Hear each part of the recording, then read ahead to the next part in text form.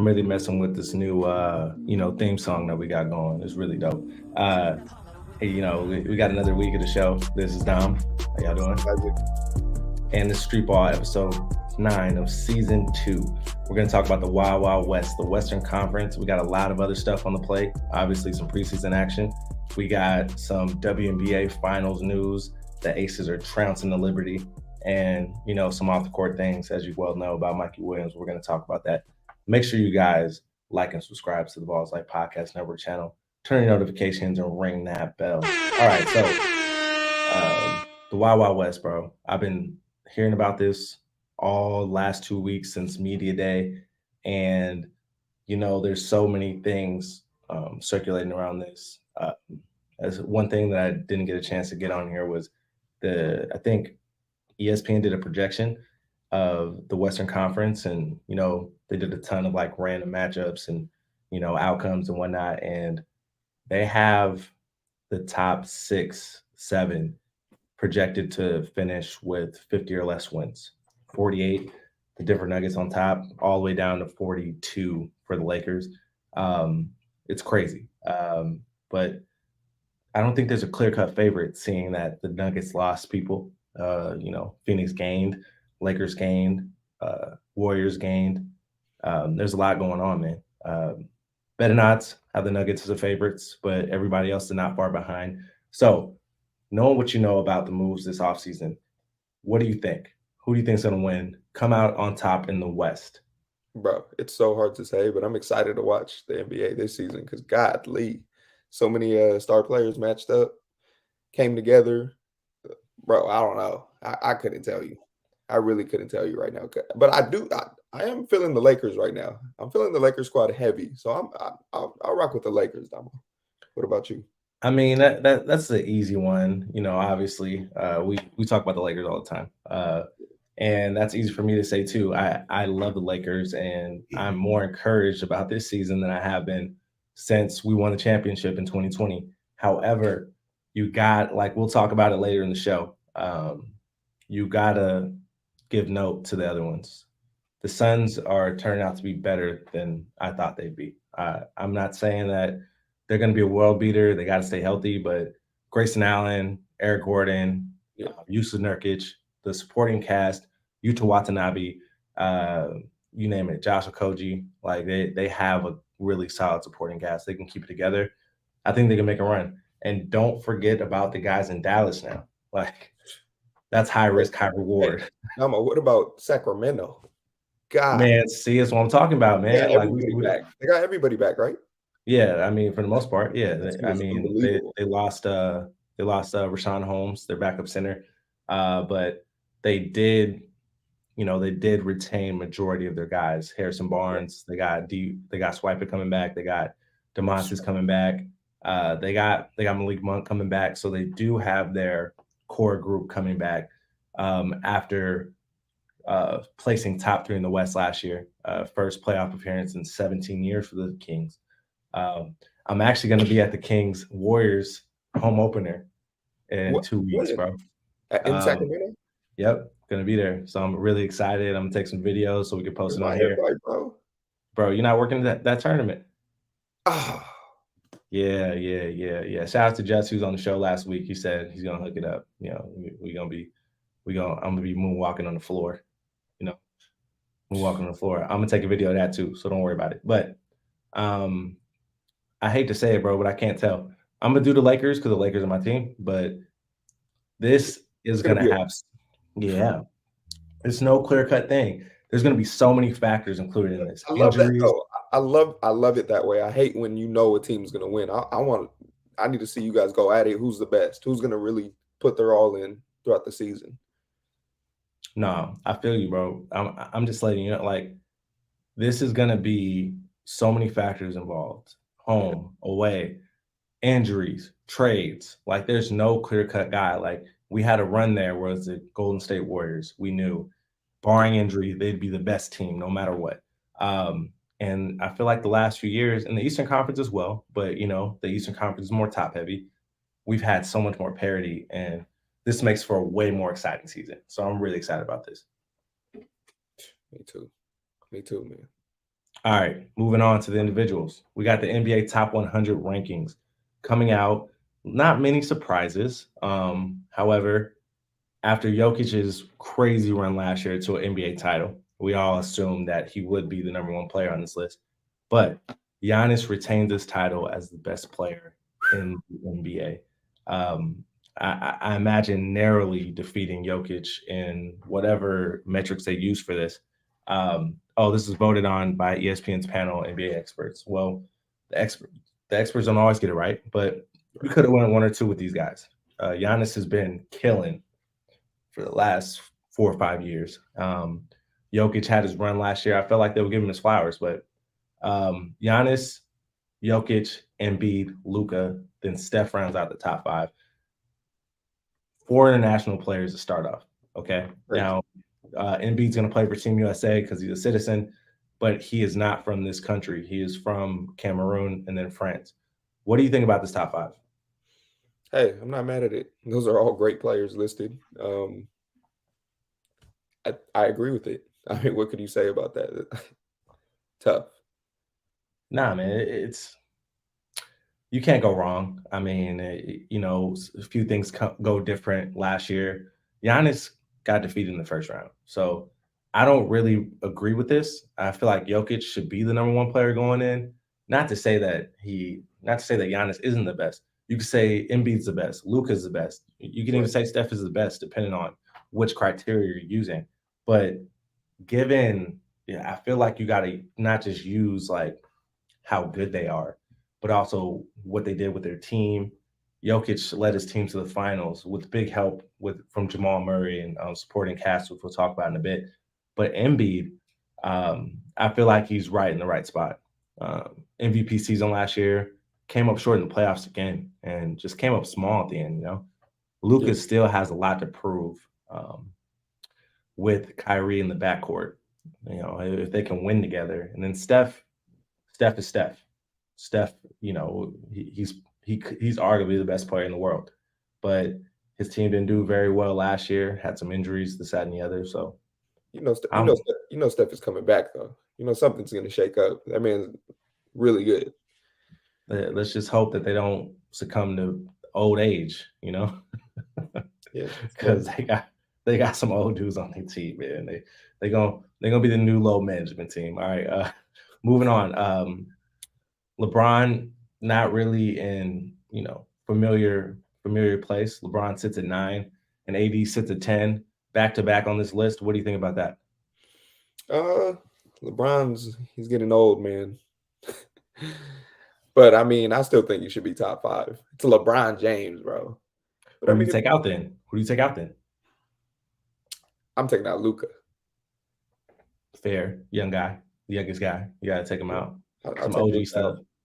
But I mean, yeah, bro. He's getting old, but still being. How old is he? 50. LeBron is actually the oldest player in the NBA right now, sitting at 38 years old, turning 39 in December. So, and you're top 10 at 39, like that's unbelievable. You're top 10 at 39. That's really unbelievable. Not just that, but you're in your 21st season, bro. You're in your 21st season. Like that is just unprecedented. But he's bound to slide. He's not the best player in the NBA anymore. It's still very impressive what he's done, but he's not the best player in the NBA anymore. So I totally get this. But AD being number 10, I think that's pretty fair because when he is not the glass man, he is one of the best. No, he's amazing players in the NBA. No question about it. One of the most dominant. But next, I want to talk about surprises. Not really surprises necessarily, but this one is surprising to me. Ja Morant. Ja Morant slides all the way from number 9 last year on this list, where LeBron sits now, to number 35. In spite of another all-star season, he averaged 26 points, a career high in assists per game, 8.1 assists, and 6 rebounds a game on 46% shooting in 61 games, 32 minutes a game. Why do you think this is?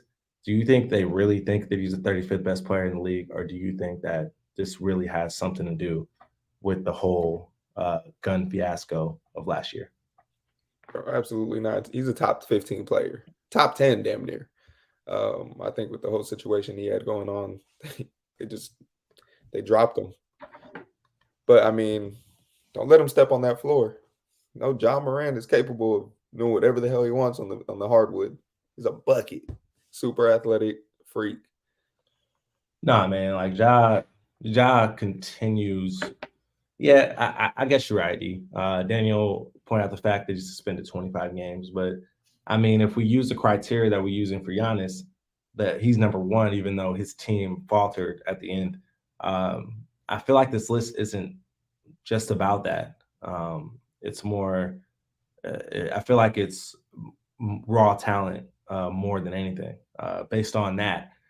Because we both know that Giannis is more physically gifted, can dominate a game better than Jokic can. I feel like that's why I got the nod, and I feel like when Ja comes back, he's going to be an integral part of this team. Who we didn't mention in the Wild Wild West, but this team is a potential championship contender.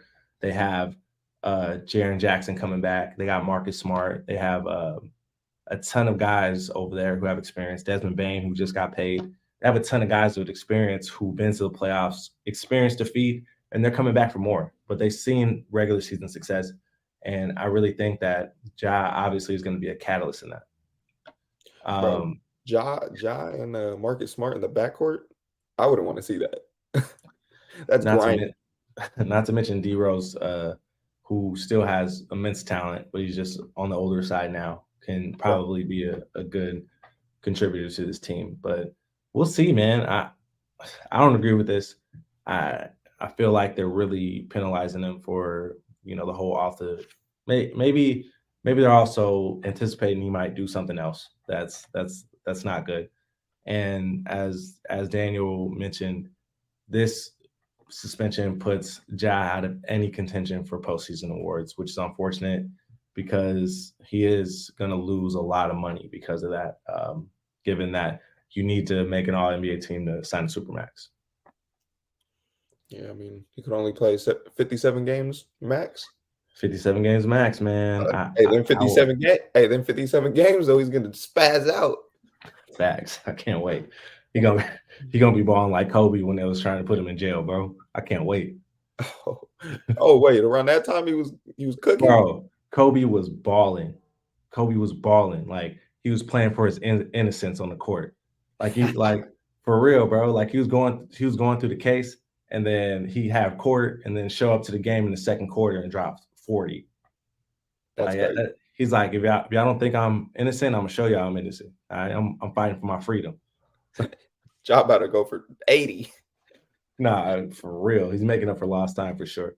But on the other side of this, there's some notable risers, which I feel are really warranted on this list.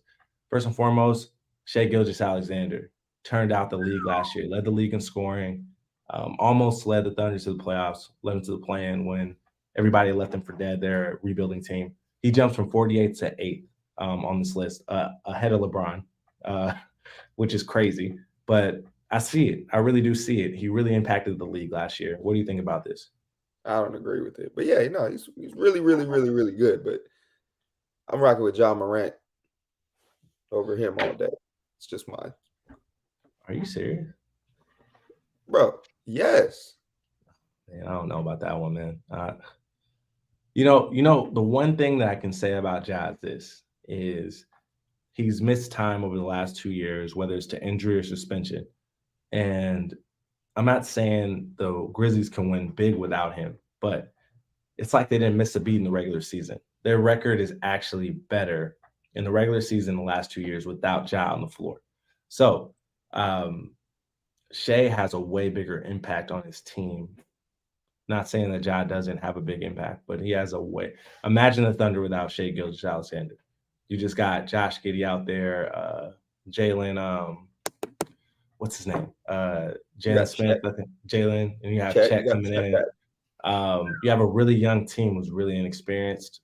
SGA is not. Oh yeah, you got Lou too, Lou Dort, but you don't have Shai out there. And I feel like he turned his 40-win team when, if he wasn't out there, they could have been as bad as 15, maybe 20. That's fair. Yeah. That's real fair. Next one on the list, Jamal Murray, NBA champion, and my pick for Finals MVP, even though Jokic really did earn that throughout the season, 50-17. Do you think that Jamal Murray is the 17th best player in the NBA? Yeah, I'll give it to him. I'll give him 17. I'll give him 17. There's so many good players in the league. I don't know, bro. I don't know. It's hard. It's super hard to like ranking. Doing these rankings are rough. Yeah, he got 50 last year because of that ACL. But I will say this. I'll say this. I want to see Jamal Murray perform in the regular season like he does in the playoffs. Okay. He's an all-star. If he played like he does in the playoffs half the time, he'd be a Hall of Famer. So that's what I want to see from him this year. Have better outputs in the regular season. And the Nuggets are going to need it this year. They lost Bruce Brown. They've lost some good players on their team that contributed last year. So he needs to step up if they're going to be in good position going into the playoffs this year. Yeah, no, I agree, man. Next one we talked about the Kings. Swiper, De'Aaron Fox rises from 54th to 23rd. Now, the reason why I put these back to back is Swiper better than Jamal Murray. Should he be higher? Or I feel like the criteria they use on each player is different. You know what I mean? I feel like Jamal got the nod because he won the finals, but Jokic didn't. You know what I mean? Yeah. Damn, man. I like D Fox a lot.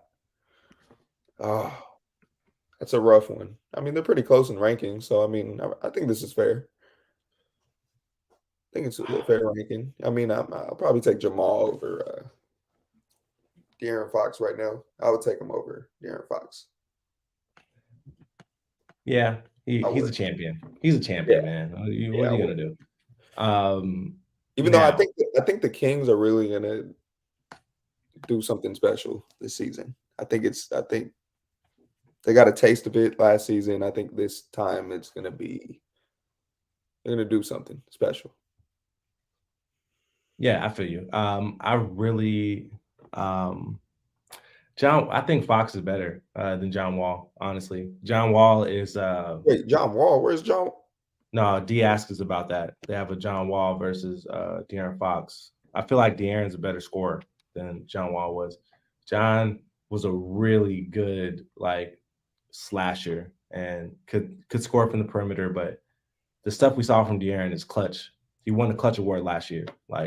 John Wall hasn't done that on a regular basis. So good comparison, but I think Swipe is better.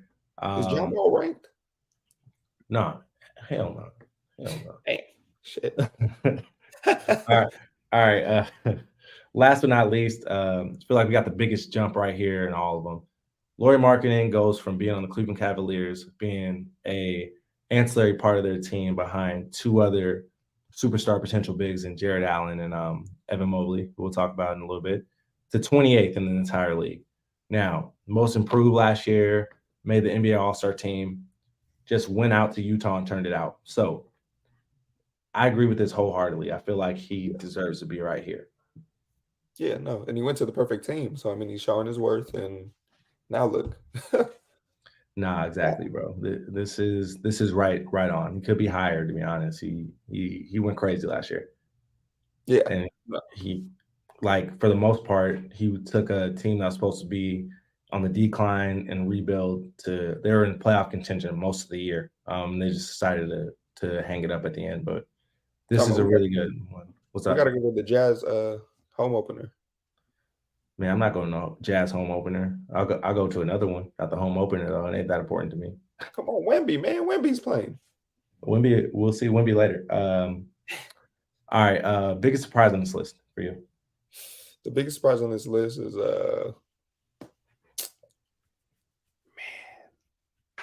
not really surprised with any of them.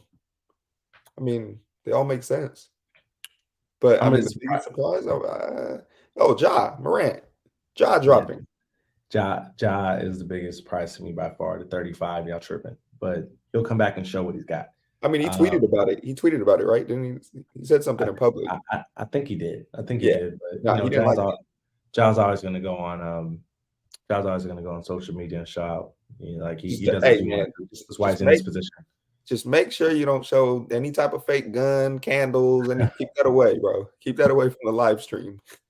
John, we're rooting for you here on the pod. All right, we really are. All right, next we got to breeze through this one because we got a lot left and we're already halfway through the show. NBA preseason. We have a matchup that could be a primetime matchup for years to come. Wemby and Chet in their preseason NBA debuts both went off and they were going at it. Both shine in the preseason debut. Wemby had 18 points, 3 rebounds on 7 and 9 shooting, had some really impressive M1s. Chet had some problems with him, but was keeping up.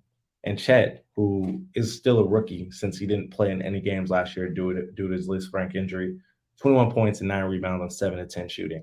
Now, my question is this, man. Like this right here is these guys are the future of the NBA. This is exactly what we talk about: positionless basketball.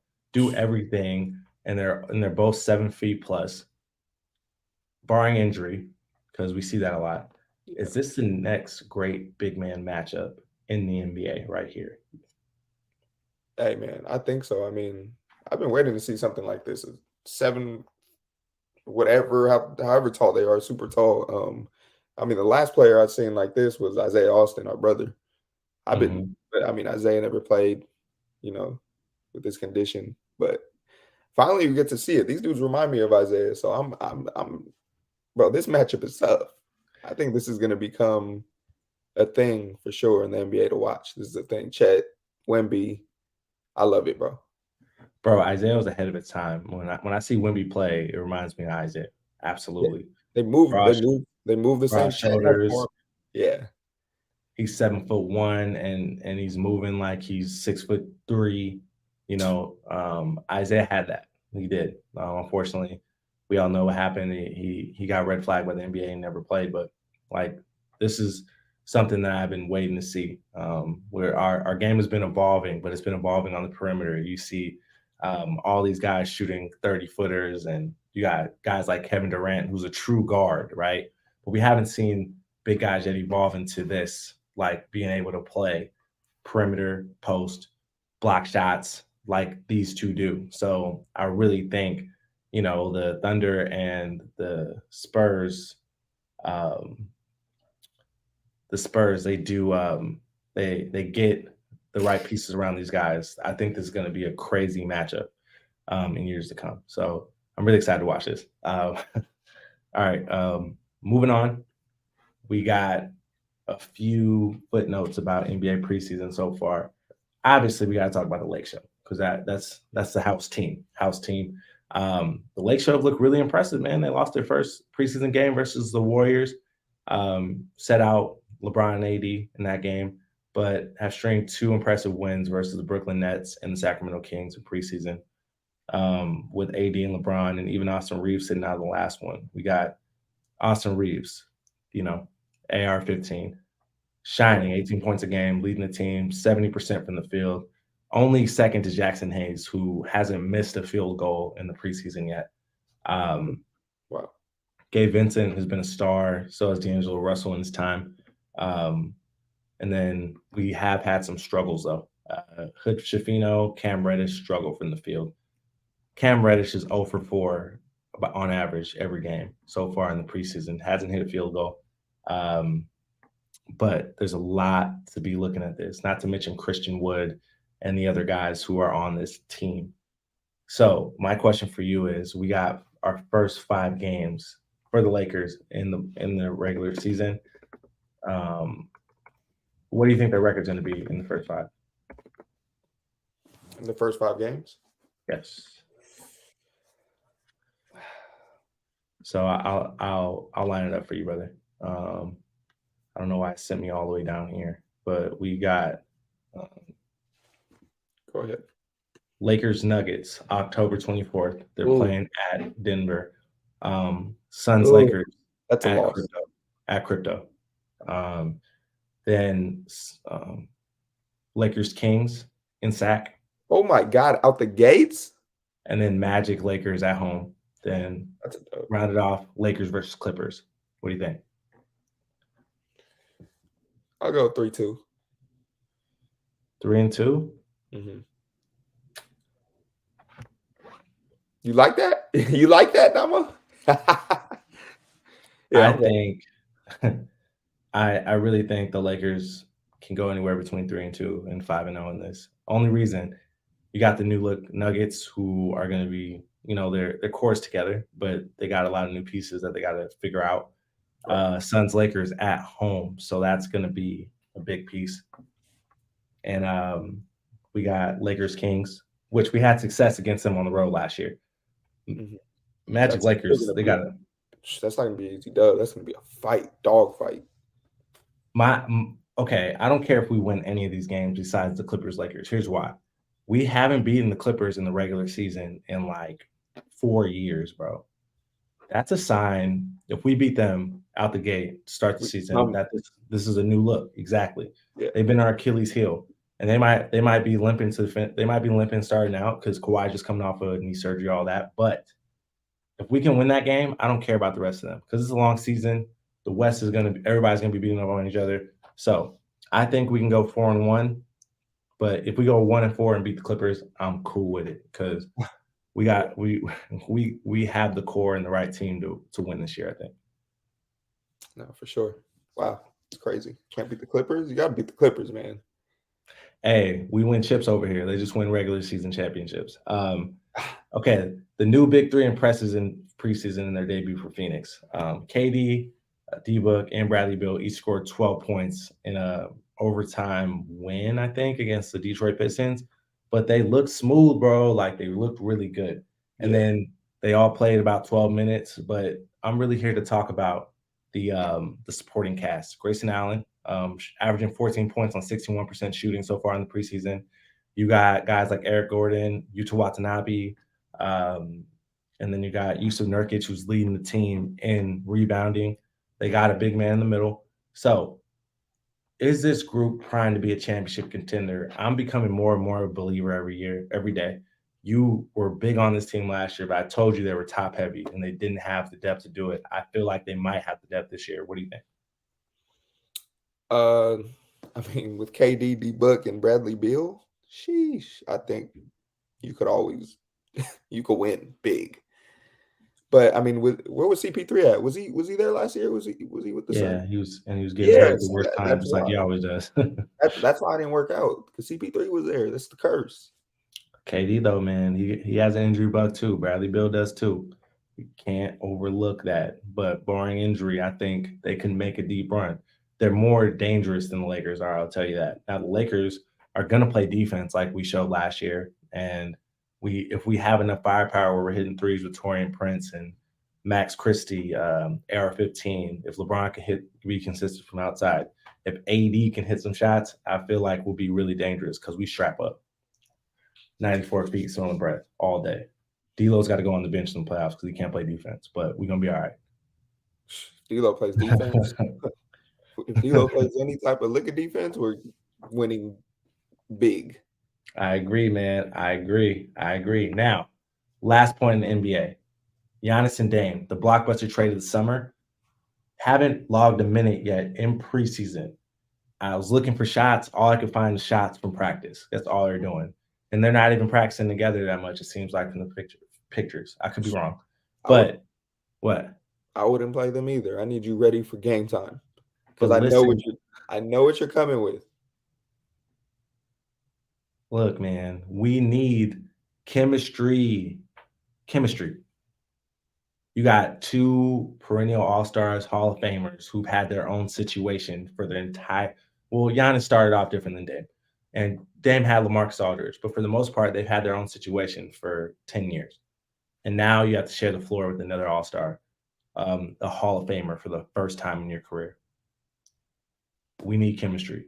We need to know what we're going to do. What is that? And I feel like you're doing your team a disservice when you don't play your stars that just got together in the preseason together. That's just my opinion. But I don't know. I'm not an NBA exec or coach, so I don't know. Yeah, I mean they're both they're both dominant players, and I think they're super unselfish. I think Dame and Giannis, their personalities, I think they mesh well. Like that's why I love them get collabing. But look, you got to think about the supporting cast. None of them have ever played with Dame before, and you got to think about situationally. Like guys got to know when their spots are coming, especially the Right. guys like Chris Middleton, who's not going to be playing at the beginning of the season. Bobby Portis, you name it. The guys, Brooke Lopez, the guys who have those big games that you need in the regular season are those big 5 3-pointer games in the playoffs or making a big shot. They gotta get used to Dame. And their schedule is not easy out of the gate. They have the 76ers, Hawks, Heat, Raps, and then Knicks, first 5 games. So you got the Raptors on the road, one of the best crowds in the league. You got the Heat who are coming for revenge because they didn't get Dame. Hawks who have high ceiling, you know that. They can score with the best of them. And then the 76ers, the MVP. Like and The NBA Harden. is Yeah, loaded.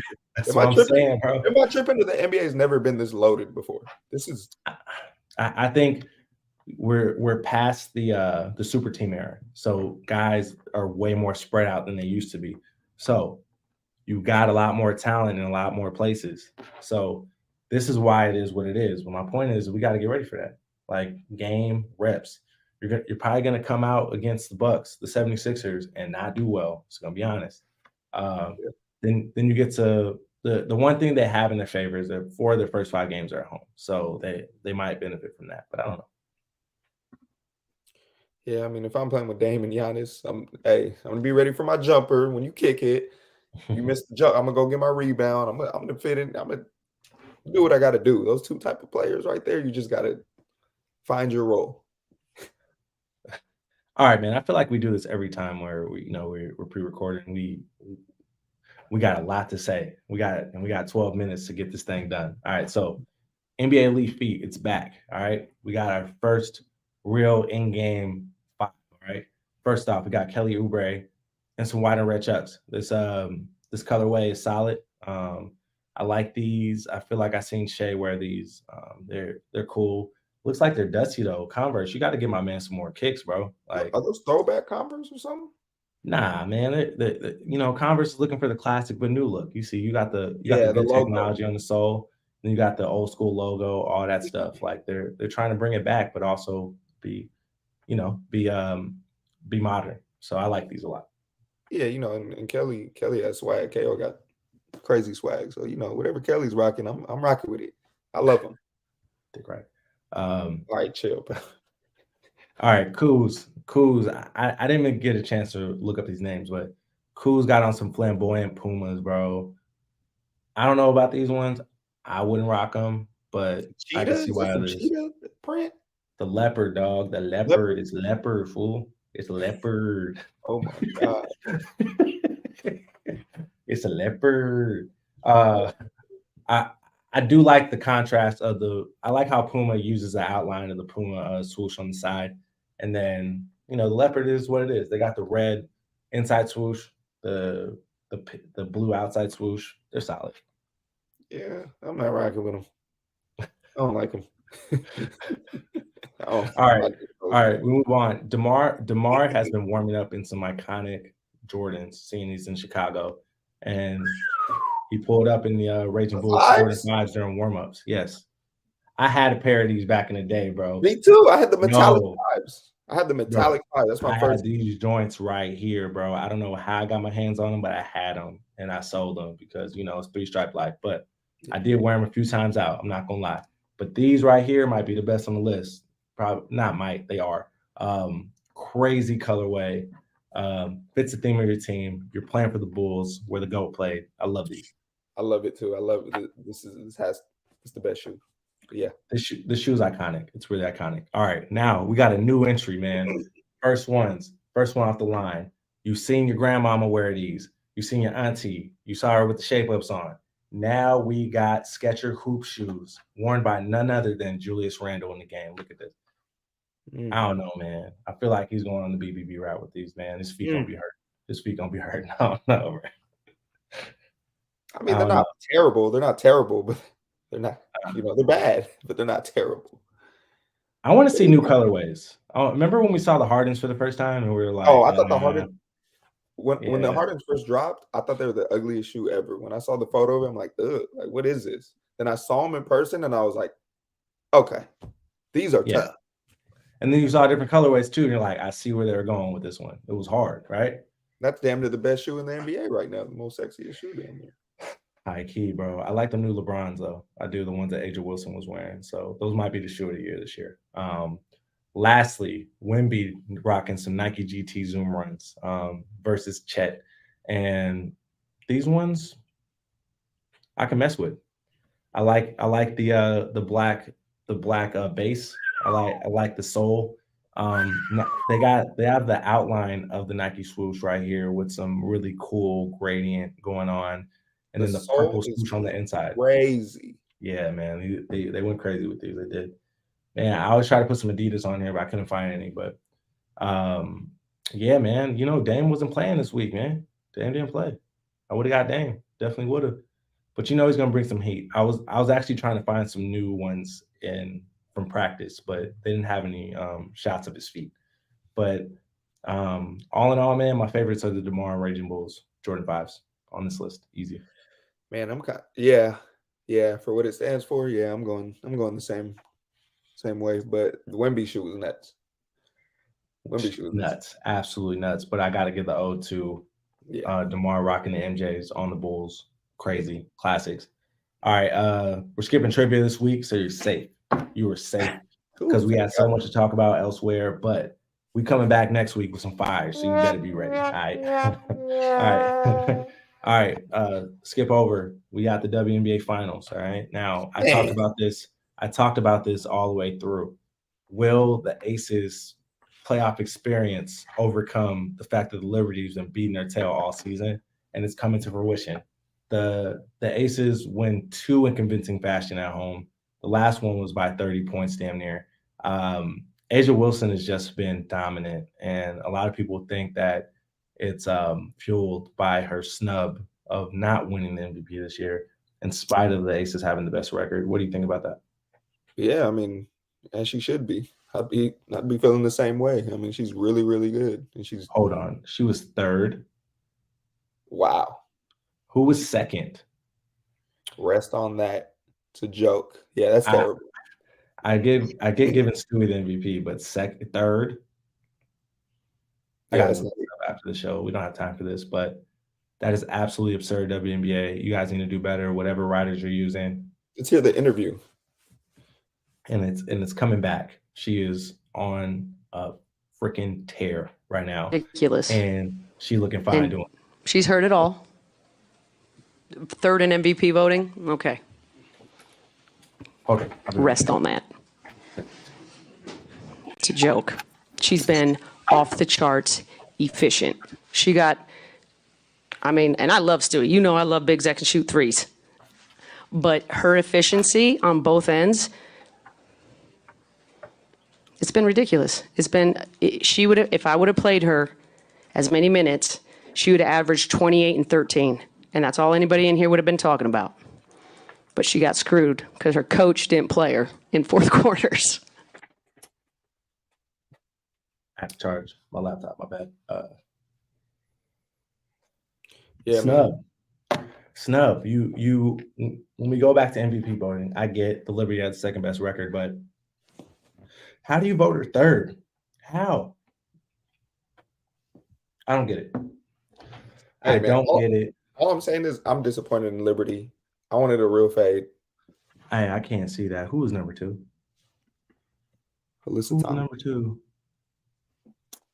All right, man. Hey, let's move on, man. It's pissing me off. I don't even want to talk about it no. And Liberty's getting their ass tapped. Like, come on, bro. Give me something fun to watch. You getting smacked. I bet you one thing. She gonna win Finals MVP. I'll give you that. All right. Nah, she's for sure getting that.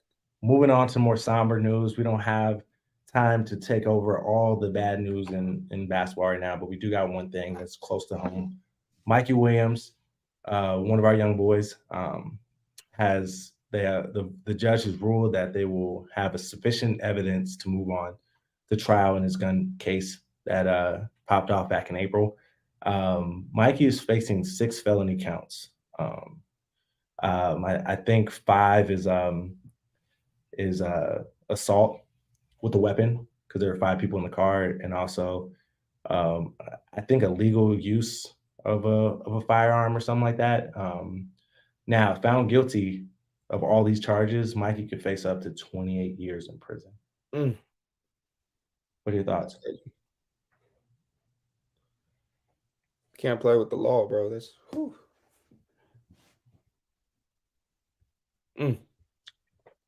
You know what, man?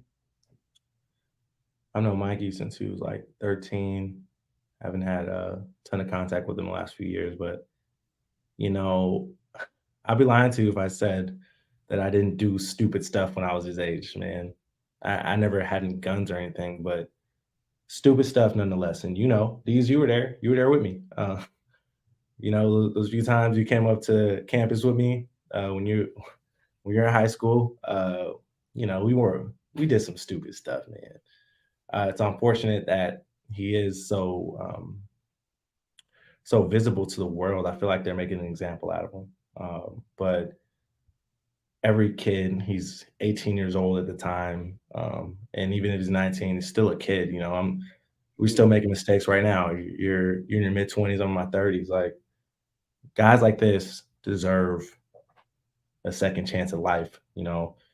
He's young, he's figuring things out, and I feel like them throwing the book at him is going to do him a disservice, because Mikey's a smart kid, very smart, and I know that he knows he made a mistake, and we shouldn't be putting people away for 30 years when they haven't killed somebody or whatever it may be. You know what I mean? Yeah. No, man, but this is serious. Hell Man. Yeah, serious. Like, gosh, 25 years? I know, man. It sucks. Terrible. I don't know what to say. I just hope that, his lawyer back there with the bow tie, I hope they got a good defense, and I hope he gets I hope he kills the shit, because 25? Yeah, man. No, not it. It's really sad, but you know what? It's not over. Just because they go into trial don't mean that he's guilty. All right. Innocent until proven guilty. We wish you the best of luck, Mikey. Mm-hmm. All prayers and thoughts to you and the fam, bro. All right. You're going to get through this. Promise to God. Mm-hmm. All right.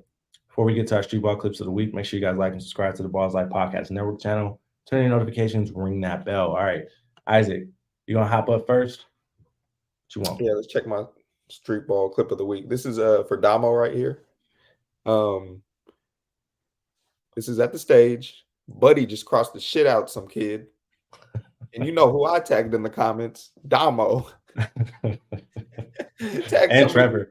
NT Bunny. Don't forget about Trevor. Yeah, Trav. I had to tell you, he's upstairs asleep right now. But yeah, Trev. Long night. Yeah, man. Damo, I mean, you've had a crazy crossover like this on Ball's Life at the All-American camp. How did it feel? Hey, Jerry Blakes is my guy now. I mean, I haven't seen him in a long time, but that's who I crossed over. It's funny that he told him to give me the ball, and that was the only time I ever made somebody fall. Rather, yeah. I almost tagged him in the comments, but I wasn't gonna be petty. All right, let's go on to yours. Your clip. Yeah, let me get mine, man. So you got my guy right here, Seattle Pro-Am, behind the back. Oh my God, the nasty. Oh, that's definitely a carry, but hey, it's street ball. What are we gonna do about it? Yeah. This is the type of creativity that makes our game so exciting. I love this clip right here. He hits him with the 360 to the behind the back, and then the nasty dime. That's street ball for you, baby. I love seeing clips like this, because basketball is not just NBA. It's not just college. It's like, there's talented guys everywhere out there. Guys like this. I don't even know this guy's name, but he clearly has skills. So shout out to you, whoever you are from Seattle, right where Isaac is right now, taking the pod. But that's all we got for today. We really appreciate you guys. Special prayers out. You guys know about the Israeli-Palestinian war. Prayers to everybody involved in that. And I just came from St. Louis. Special shout out to my grandfather, Howard Harris, war veteran, not and one of the best people in the world, bro. Sick at home right now. I just pray it gets better. But yeah, that's all we got. Yep. With that being said, my name is Dom. My name is Isaac. And this is Street Ball. We out.